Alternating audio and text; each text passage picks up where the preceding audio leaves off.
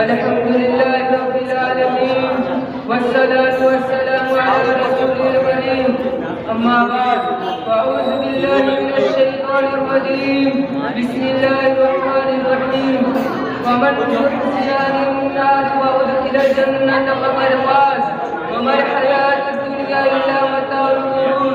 मैंने आपके सामने कुरान पाक की तिलावत का शर्ह किया, जिसका मतलब वो मुक्ति जो दोज़ख से बचा लिया गया और जन्नत में दाखिल कर दिया गया वो कामयाब हो गया। और ये दुनिया की जिंदगी गुरूर है।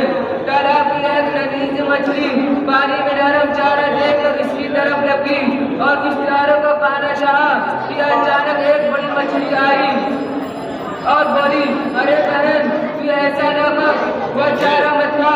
उस चारे में एक कांटेदार लोहा है जो एक डोर से बंधा हुआ है। वो डोर एक आदमी के हाथ में है।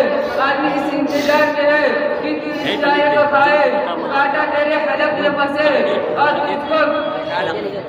और तुझको पानी के बाहर निकालकर तुझको अपने कब्जा में करे और घर जाकर तुझको काट कर पहुंचाए और बत्तीस जाकर पर चबाए। प्यारी नादान बहन मेरी बात मान ले, ये मुसीबत कौन डाले। छोटी मछली ठहर गई। उसने तालाब में इधर उधर खूब चक्कर लगाया और सोचा न मुझको कोई कांटा दिखाई दे रहा है, न डोर, न कोई आदमी, न बत्तीस जात, और फिर मैं तो बिल्कुल आजाद हूँ।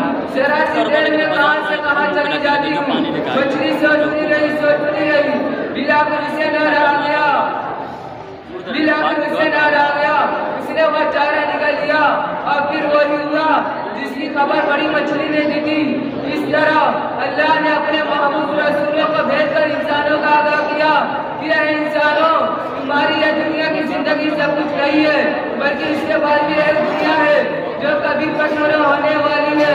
यह दुनिया की जिंदगी जन्नत दिखती है, न जाने कब खत्म हो जाए। तुम यहाँ पर अगर अल्लाह और इसके रसूल की बात मानकर उसके मुताबिक अमल करोगे तो हमेशा हमेशा के लिए तुमको आराम की जगह यानी जन्नत दी जाएगी।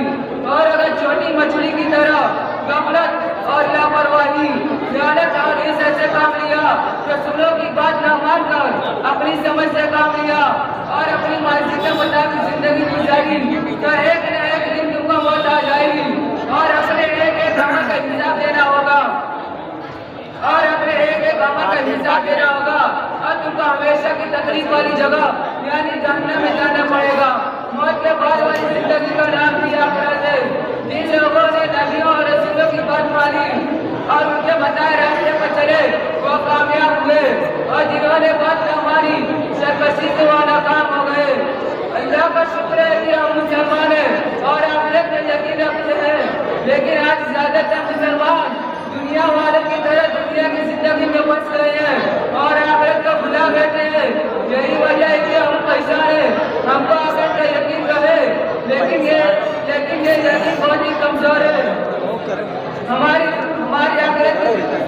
दुनिया की जिंदगी बन जाए, हमको इसका बहुत ज्यादा फिक्र है, मगर हमारे आखिरत में क्या होगा हम आखिरत की कितनी तैयारी कर रहे हैं, हमें इसका एहसास नहीं है। अल्लाह रब्बुल इज्जत से दुआ है कि हमको आखिरत का यकीन अता फरमाए।